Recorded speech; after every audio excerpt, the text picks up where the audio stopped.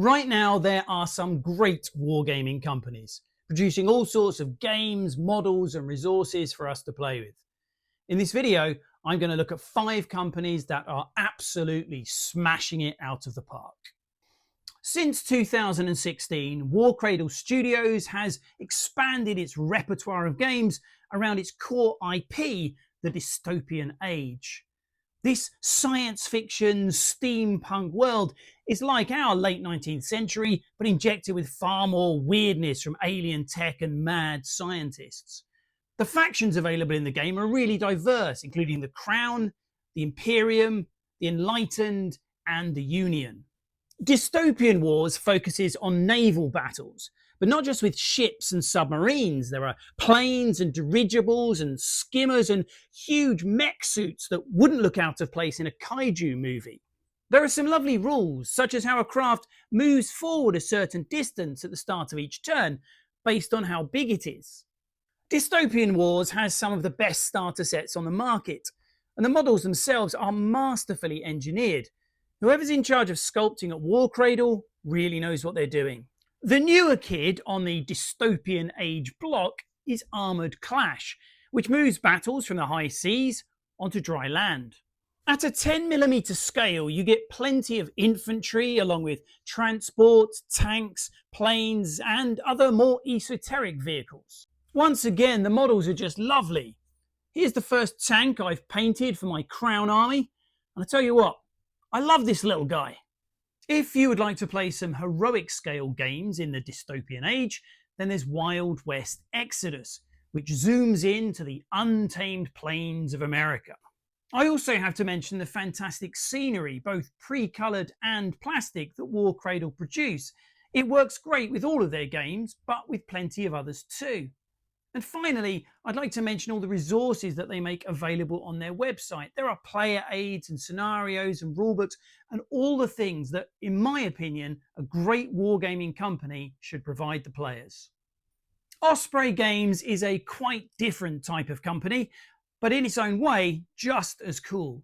They produce a huge range of games spanning genres and time periods like a vast wargaming octopus.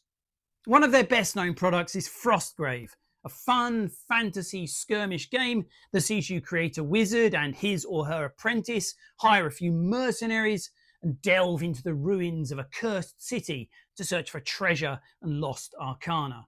There are some serious Mordheim vibes here for anyone who remembers that classic from the 90s. Stargrave is, in the best possible way, more of the same, but in space. Both games have tons of supplements that introduce new rules and settings and options that mean you could play either one for years without ever getting bored. And that's a trademark of Ospreys, supporting their games for a good amount of time so that they always feel like a worthwhile investment. Other games include Silver Bayonet, Undead Hunting in Napoleonic Times, and Oathmark, a lovely little ranks and flanks game with some of the cleanest rules designs I've ever seen for a game of this kind.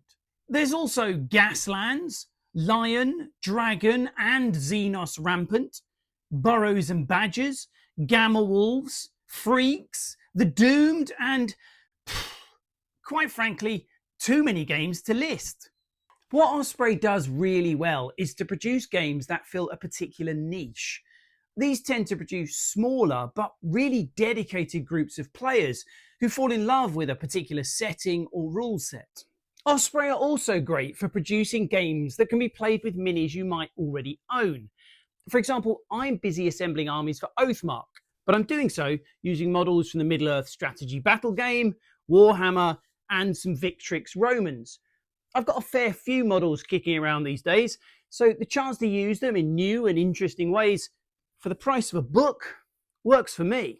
Having said this, I should point out that Osprey Games is supported by a dedicated line of minis, such as these Wolf Riders.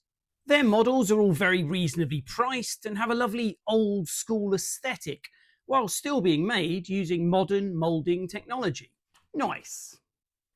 TT Combat have been around for a while, building a reputation for affordable MDF scenery while steadily expanding their range of games. Their flagship IP, the Drop universe, is one of my favourite gaming worlds. What's more, it can now be played at 3 different scales, so it's a tasty treat for any gaming palate, whether you want a little nibble or a slap-up meal. Drop Fleet Commander provides epic space battles, typically in orbit over contested worlds, as humans and aliens try to land their forces on the ground and secure space superiority. The second edition has streamlined the already excellent rules, so the game runs quicker now and really does feel like you're fighting a battle in space. Drop Zone Commander plays out the battles of those ground forces, surging into occupied cities to secure valuable assets or gather intel. 10mm gaming is all the rage right now, and Drop Zone Commander gives you oodles of tanks and skimmers and walkers and even behemoths. If you want to get closer to the action, then 2 new options will soon be available. Firstly, there's Battle Zone Commander, a mid-sized 32mm game focusing on troops but with a vehicle or 2 thrown in. Where lots of modern games have simplified vehicles to the point where they don't really feel that different from some other units, Battlezone is a bit more old school. You'll have facings on the vehicles, you can disable different parts of them and target their weaknesses. That gives them a sort of gravitas that a lot of games this size are now missing. Finally, there's Strike Team Commander, which focuses on even smaller skirmishes, as elite infantry perform breach and clear operations within contested buildings. The look of the Drop universe is, in my opinion, second to none. Whether you're talking about the fantastic minis at every scale or the gorgeous artwork that really brings the world to life. And the factions are so diverse, both in terms of the way that they look, but also the way they play in the games.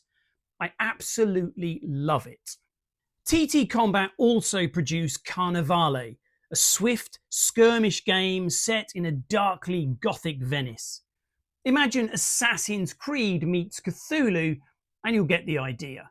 Rumble Slam is a great option for wrestling fans who want their fighters to be more than human. And Half Tilt is a wacky game of medieval jousting. TT Combat is doing a great job of expanding its games and building a community through all the resources that they make available on their excellent website. For me, they're just going from strength to strength. Relative newcomers to the gaming block, Atomic Mass Games have made a splash with their first 2 games. And whilst I can't give a thumbs up to every move that they've made, there's plenty of good stuff to look at. Marvel Crisis Protocol is, first and foremost, great fun. Controlling bands of superheroes as they open cans of whoop-ass, using powers clearly explained on their character cards. What's not to like? There are synergies for using recognisable bands of heroes, but for me, the real fun is in uniting iconic characters from across the Marvel roster, and then letting them do what superheroes do best. Tossing vehicles or each other around, saving civilians, soaring through the skies, and generally causing chaos. Star Wars Shatterpoint uses the same scale of models as MCP, about 40mm, and similarly small squads of characters. The game's shifting objective system and a host of special abilities mean that characters are always moving around, jumping up and down off platforms like you'd expect Jedi to do. It's never just a case of trying to shoot or lightsaber all of your opponent's models, although there's a good deal of that too, and feels very much like an episode of the Clone Wars TV show. I've done my share of batch painting over the years, but there's nothing like lavishing attention on a unique model, and both Star Wars Shatterpoint and Marvel Crisis Protocol give you nothing but. Atomic Mass Games also has creative control of 3 other Star Wars games. So far, they've done very little with either X-Wing or Armada. With Legion, they're in the process of preparing the launch for a 2nd edition with new starter sets and so on. I'm an optimist at heart, and I like some of the things that Atomic Mass Games have done in the past, so I really hope that the 2nd edition of Legion will give the game a new lease of life. For a while now, I have seen Mantic Games as playing Gandalf the Grey to GW Saruman the White. And if I can stretch that analogy a little bit further, I think that Mantic might have just gone full power, glamdring swinging, Shadowfax riding, buffed up mage. Because Mantic are what Games Workshop should have been. Their roster of fantasy and science fiction games is now seriously impressive. All of them are supported by up-to-date editions, online resources, and a great range of minis, almost all of which are plastic. Really nice plastic. They've also got the rights to some great IP games, and some more are on the way. Kings of War is perhaps Mantic's best known game system. It's ranks and flanks battles, but thanks to a beautifully streamlined system, originally designed by Alessio Cavatore and tweaked over the years by many others, games play in 2 hours. What I like about Kings of War is the high fantasy setting, so that all these different beasties will find a home there, duking it out with elves and dwarves and all the rest. It's a game that rewards strategy, but manages not to get bogged down with too many fiddly rules. And I think that beautifully illustrates the ethos at Mantic. Games are played for fun. Firefight is a prize-winning sci-fi wargame that scales really well. You can play with just a handful of units each side, perhaps 1 or 2 vehicles, but equally there's a tank-focused version which scales everything up for the treadheads out there. And again, this shows us something great about Mantic's approach to wargaming. Give the players lots of choice. Another strength of Mantic's design philosophy is that they make smaller games that scale up into full war games. Dead Zone, and to some extent the excellent Halo Flashpoint, do this for Firefight. You also have Kings of War Ambush, which gives you just 3 or 4 units aside, but could lead to a full army and great big epic battles in Kings of War. If I were to talk about all the great games that Mantic makes, their awesome modular scenery, their fantastic advent calendars, their brilliant online resources, this video would be far too long. Suffice to say, they're a company with a fantastic outlook and they really engage with their community. So if you don't play any of their games yet, I suggest you check them out. There's my list. I know that I left some big companies out. And if you think there's somebody that I should have mentioned, then please tell me about it in the comments. I hope that you've enjoyed the video, and if so, please consider giving it a like or subscribe. I hope to see you again soon, and until then, keep rolling.